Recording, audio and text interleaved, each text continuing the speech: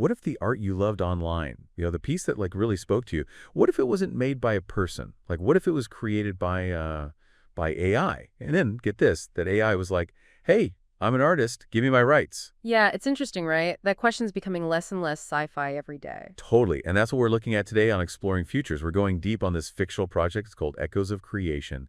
And it really dives into some serious questions about humans and AI working together, like collaborating on art. Specifically, it looks like these new online spaces. They're called DAOs, decentralized autonomous organizations. Oh yeah, DAOs, they're basically these online communities that, govern themselves. They're becoming like huge hubs for creative stuff. But here's the thing, a lot of them are dealing with like limited resources, and that creates these interesting problems, especially when you throw AI into the mix. Exactly. And to like really illustrate all this, the project focuses on like a made-up legal battle. It involves something called the Artistic Sentience Rights Advocate. So we're not just talking hypotheticals here.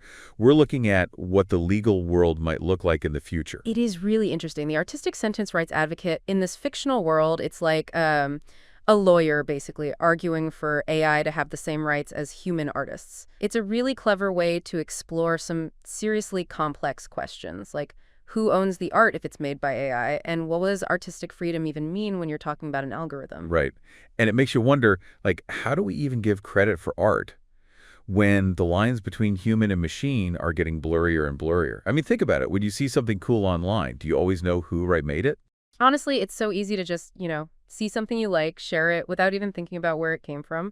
But this project, it wants to like shake us up a little. It wants us to be more aware of the ethical stuff, all the implications of AI having this bigger and bigger role in creativity and art. And it goes beyond just art, doesn't it? It really gets into what it means to be human, to be creative, in a world where machines can do it too. Absolutely. The Echoes of Creation project uses these like what-if scenarios, thought experiments, to really get at the potential impact of AI, not just on art, but on like what it means to be human. There was this one detail that really caught my eye. The designer, Kovalenko, uses these thought experiments to then create, get this, response pieces. I'm so curious what those would be, like analogies, different arguments, maybe even AI-generated art responding back. Yeah, it's cool how they don't give specifics. It's part of what makes the project so intriguing. It's like an invitation to join in the thought experiment, to imagine what those responses could be. And Kovalenko talks about how intentions, interpretations, the impact of things, how it all gets tangled up online, especially with AI in the mix. And it just makes you think about how, like, messy online conversations are already, even without AI throwing its content and opinions in there. It's true, and the project doesn't try to give you any easy answers. Instead, Kovalenko is more focused on raising awareness, encouraging us to actually like confront these issues, grapple with all the ethical gray areas. And I love how they end the description. It's this really evocative image. Woven threads, human hands, and algorithmic whispers intertwine. It's like the perfect way to capture how complicated this all is. Separating the human from the AI, it just gets harder and harder. Yeah, and it suggests that this intertwining, this blending, it's already happening, whether we like fully realize it or not. It really makes you think, about the challenges this could bring up. Like, what if there's this AI that creates something that goes super viral, right? But you can totally tell its style comes from a human artist's work. Who gets the credit then? Who makes the money? Yeah, that brings up some tricky legal stuff, especially in those DAOs we were talking about, with the limited resources and everything. Do you think that competition for attention and support in those spaces, could it actually make those ethical dilemmas even worse when it comes to AI art? It's definitely possible, yeah. Think about it. You're an artist, you're trying to make a living in a DAO, and then there's this AI tool that can pump out work that might be more popular or sell better. That puts people in a really tough spot. So it's not just some far off future thing. It's hitting on some very real anxieties that a lot of artists are feeling, like right now. Exactly, and it makes that whole question of ownership even more complicated. I mean, is it the person who programmed the AI or the one who gave it the prompts? Does the AI even have any claim at all? These are questions that the legal system just isn't ready for. And it's not even just about who owns the art. It's about responsibility too. Like, what happens when an AI creates something, something harmful or offensive? Who takes the blame? Is it the humans who developed it? Or do we start, like, holding the AI accountable somehow? We're in totally uncharted territory here. And that's why, why it's so important that this project focuses on the human condition, like they call it. We're talking about how AI could change our values, our relationships, even how we see ourselves.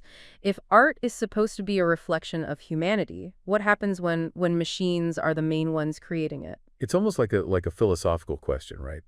Does art even mean the same thing if it's not made by a human, with real experiences and emotions and all that? That's a big one, yeah. That's one of the core questions Echoes of Creation really makes you think about. There's no easy answers, and that's part of what makes it so interesting and thought-provoking. It's not about giving solutions. It's about making sure we're asking the right questions. Exactly, and I think they do a really good job of making those questions feel important, urgent even, not just some, abstract philosophical debate. It makes you wonder if there's anything in the real world we can look to for guidance. I mean, are there any existing laws or ethical guidelines we could adapt to this whole new world of AI art? It's definitely a new frontier, but it's not like we're starting from zero. There are, conversations already happening about copyright, intellectual property, all the ethical stuff around AI development, and all of that can help us figure out how to approach this. So it sounds like we need people from all different areas to work together, like legal experts, ethicists, artists, tech people, all of them coming together to create some kind of framework that balances out the good and the bad of AI in the creative world. Absolutely. And I think Echoes of Creation, it's a great example of how this kind of speculative design can get those conversations going. It really does feel like things are changing, we're about to see a huge shift in how we think about creativity, about who the author really is. I mean, we've always had like tools to help artists, right, for centuries. But AI just feels different somehow. It is, yeah, it's different. AI, it's not just a tool, it's more like a potential partner or even a rival, right? And that really makes you think about what art even is. Totally.